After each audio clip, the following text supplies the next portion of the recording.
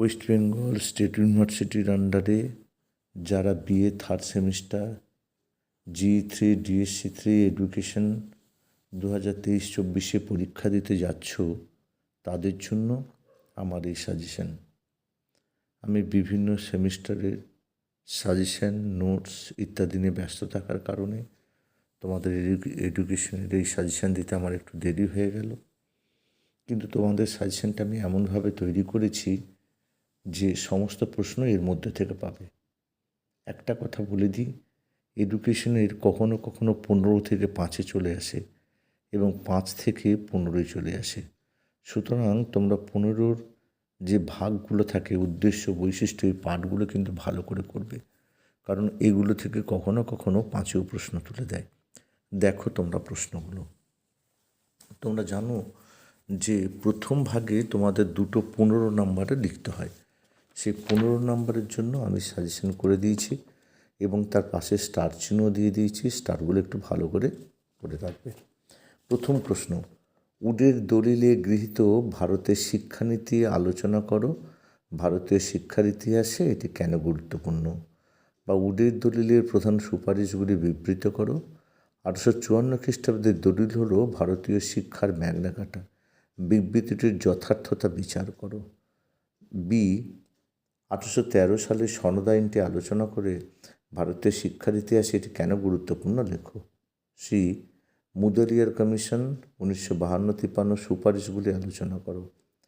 D, জাতীয় শিক্ষা ব্যবস্থা সম্পর্কে জাতীয় শিক্ষানীতি 1986 সুপারিশগুলি আলোচনা করো। ই, বিশ্ববিদ্যালয় শিক্ষা কমিশন 1948-49 সুপারিশগুলি আলোচনা করো। বা রাধাকৃষ্ণন কমিশনের সুপারিশ অনুযায়ী ভারতের উচ্চশিক্ষা ব্যবস্থা সম্পর্কে আলোচনা করো বা উচ্চশিক্ষার উদ্দেশ্যগুলি লেখো। পরেরটা, সর্বশিক্ষা অভিযান 2002 সম্পর্কে লেখো। এর মধ্যে বৈশিষ্ট্য, উদ্দেশ্য করবে, 5-এ আসতে পারে এগুলো। এই অভিযানে বিদ্যালয় প্রধানদের ভূমিকা উল্লেখ করো। এবার দেখো, প্রতিটা প্রশ্নের মান হচ্ছে 5। জানো এখান থেকে তোমাদের 4টে করতে হয়। প্রথম প্রশ্ন এ, আদিবাসীর গুরুত্ব বা উচ্চশিক্ষার প্রেক্ষিতে রাষ্ট্রীয় উচ্চতর শিক্ষা অভিযান বা আদিবাসীর ভূমিকা লেখো।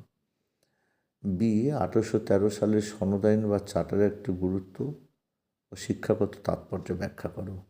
সি, মুদালিয়ার কমিশনের প্রস্তাবিত সপ্ত প্রবাহ কী কী। ডি, শিক্ষায় গ্র্যান্ট ইন এড প্রথা সম্পর্কে উডের দলিলের সুপারিশগুলি লেখো। ই, মুদালিয়ার কমিশনের মতে তৎকালীন মাধ্যমিক শিক্ষা ব্যবস্থার ত্রুটিগুলি কী কী।